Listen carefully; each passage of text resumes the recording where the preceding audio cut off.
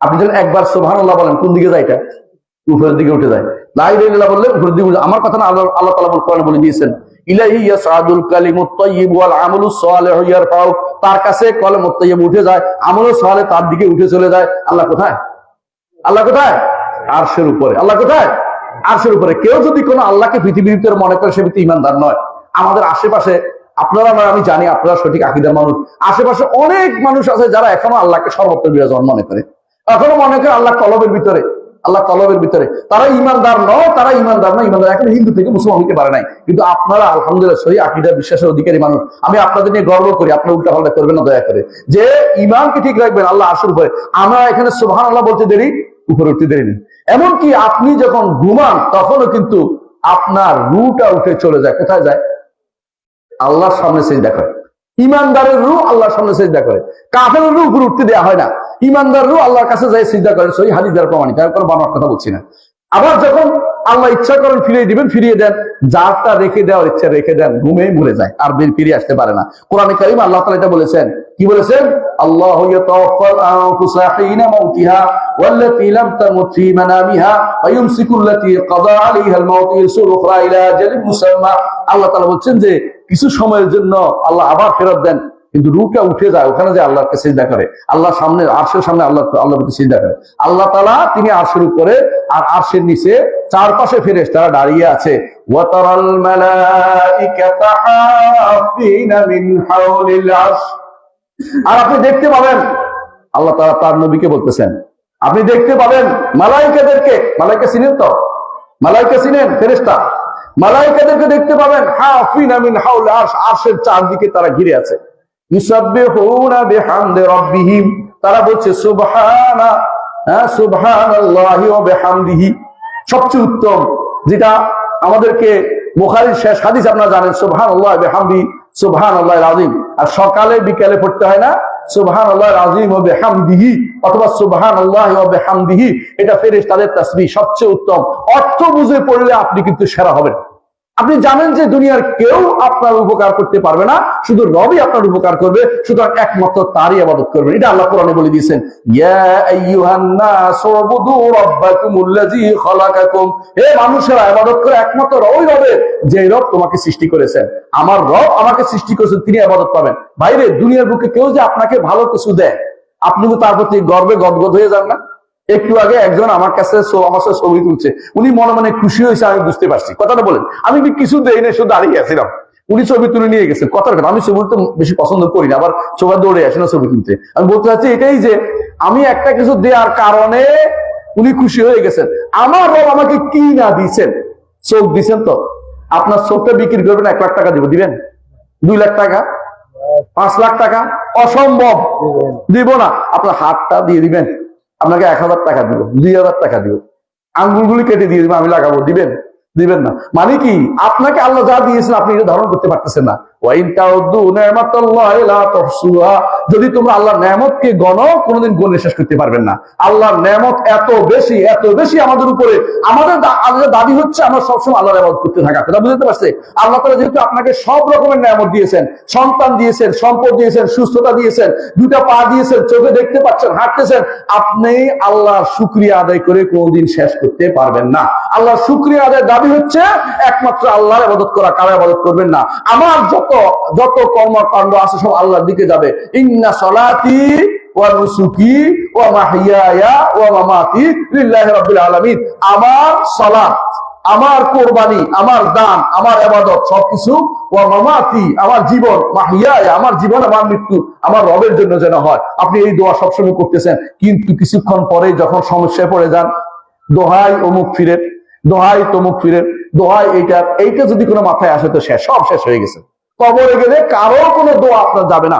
আমরা একটু আগে বলেছি। তাহলে কি হয়? একটা মানুষ কবর উপরে থাকতে 4 কারণে গুনাহ মাফ হয়, বলছি না? ঈমান থাকলে।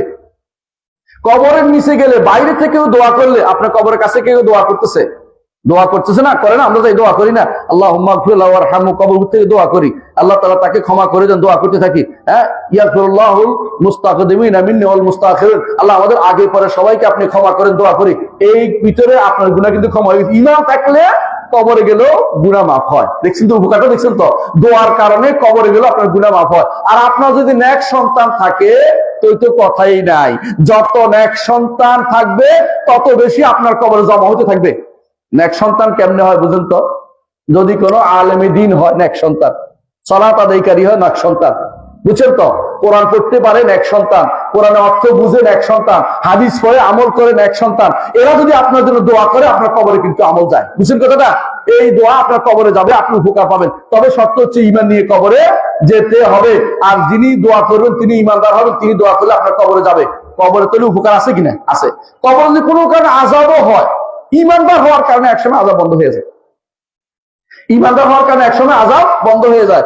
ইমানদারের আযাব বেশি দিন থাকে না, কারণ তার আযাব যে কারণে হয়েছে, ইমান তো আছে।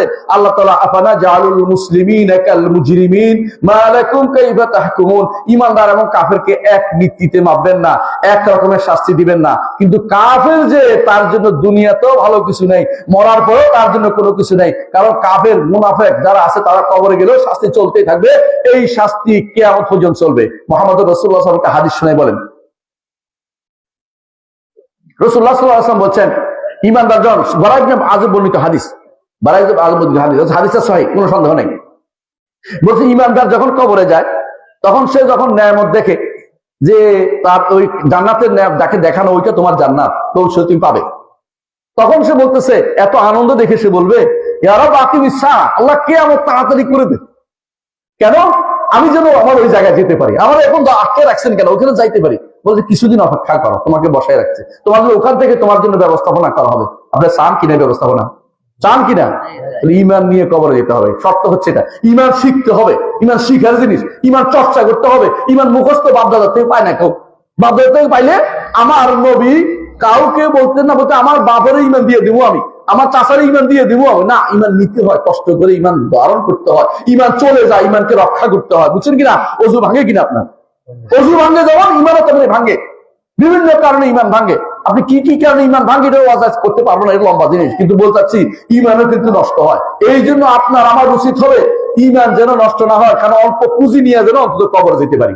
ঈমানের পুঁজি যেন আমার থাকে, ঈমানের পুঁজি যেন আমার থাকে। প্রত্যেকটি যুবককে বলবো, এই যুবকরা আপনার মনে জানেন যে আপনার মতো যুবক কিন্তু কবরে গেছে, আপনার বন্ধুদের মধ্যে অনেকে কবরে গেছে, কেউ হুদা সালার সাথে এক্সটেন্ড করে মরে গেছে, ও কিন্তু আর কিছুই পাচ্ছে না, 2 রাকাত সালাত পড়ার সুযোগ আর তার নাই। সে হয়তো আফসোস করে মরতেছে, হায় 2 রাকাত সালাত যদি পড়তে পারতাম। কিন্তু আপনার এখন সময় আছে, ফরজ সালাত কখনো ত্যাগ করবেন না, সুযোগ পাইলে নফল সালাত পড়বেন।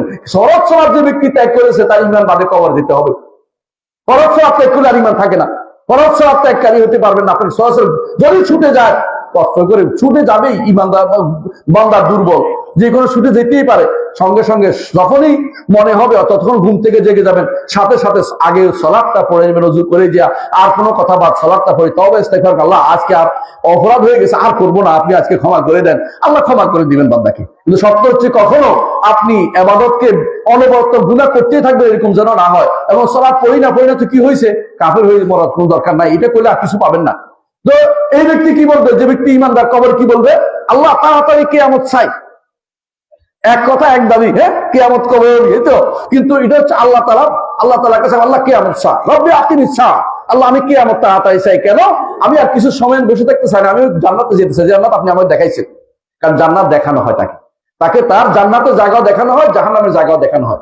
বলে যে একজন মানুষ, আপনি জানেন যে একজন মানুষের জন্য জান্নাতে একটা জায়গা আছে, জাহান্নামে তার জন্য একটা জায়গা আছে। ঈমানদার হলে জান্নাতের জায়গা তাকে দেখানো হয়, জাহান্নামের জায়গাও দেখানো হয়। বলে যে ওইটা তোমার জায়গা ছিল, আল্লাহ তোমাকে জান্নাত দিয়ে ধন্য করেছেন, তুমি ওই জায়গা যেতে পারো নাই, অর্থাৎ তোমাকে এইটা তোমার হইতে পারতো, এটা হইতে পারতো, কিন্তু এটা আল্লাহ নির্ধারণ করেছে তোমার জন্য এটা হবে। আর কাফের হলে, মুনাফিক হলে, ঈমান নিয়ে কবর না গেলে কি হয় এটা শোনেন। মুহাম্মদ রাসূলুল্লাহ সাল্লাল্লাহু আলাইহি ওয়াসাল্লাম বলেছেন, যখন সে কবর আযাব ভুগতে থাকে, যখন তার উপর শাস্তি আসতে থাকে, যখন তাকে জাহান্নামের জায়গা দেখানো, তোমার জায়গা ওইটা, ওই যে দেখা যাচ্ছে জাহান্নামের মাঝখানে তোমার জায়গা, ফাতালা ফারাউ ফি সাওয়াইল জাহিম, জাহান্নামের মাঝখানে ওই জায়গাটা তোমার, তখন সে বলছে ইয়া রাব্বি লা তুকিমিস সাআ, সে বুঝছে যে আর কোনো কিছু ভালো কিছু অপেক্ষা করে নাই, এ রব আর কিয়ামত কায়েম করেন না। বুঝছেন কিনা? হিন্দু, বৌদ্ধ, খ্রিস্টান, ইহুদি, নাসারা যত কিছু আছে, এগুলি সবগুলি জায়গা কোথায় বলেন তো? জাহান্নাম। এরা ধর্ম নিরপেক্ষ, আমরা ধর্ম নিরপেক্ষ না। আমরা ধর্মের পক্ষে, আমরা ইমান নিয়ে আসি। ইসলাম ছাড়া আর কিছু মানতে আমরা রাজি নই। ইসলাম ছাড়া যে কোনো মতবাদ নিয়ে আসবে সেগুলি ওই জায়গায় নিয়ে যাবে যারা ইহুদি হিন্দু রাষ্ট্র সবার সাথে একসাথে থাকবে, ওরা ধর্ম নিরপেক্ষ হয়ে জান্নাতে যাবে। আমরা ধর্মের পক্ষে থেকে জান্নাতে যেতে চাই। কি বলেন জান্নাতে যেতে চাই। সুতরাং ধর্ম নিরপেক্ষ ইমানদার হতে পারে না। ইমানদার ধর্ম নিরপেক্ষ না, ধর্ম সহিষ্ণু হয়। যে আশেপাশে ধর্ম আছে ওদেরকে আমরা মানি, কোনো সমস্যা নাই, কিন্তু ধর্ম নিরপেক্ষ থাকতে পারে। তার কাজ হলো দাওয়াত দেয়া। ইমানদার কথায় কথা দাওয়াত দিবে, তার ভাই জাহান্নামে যাচ্ছে, চুপ করে থাকতে পারে? চুপ করে থাকতে পারে না।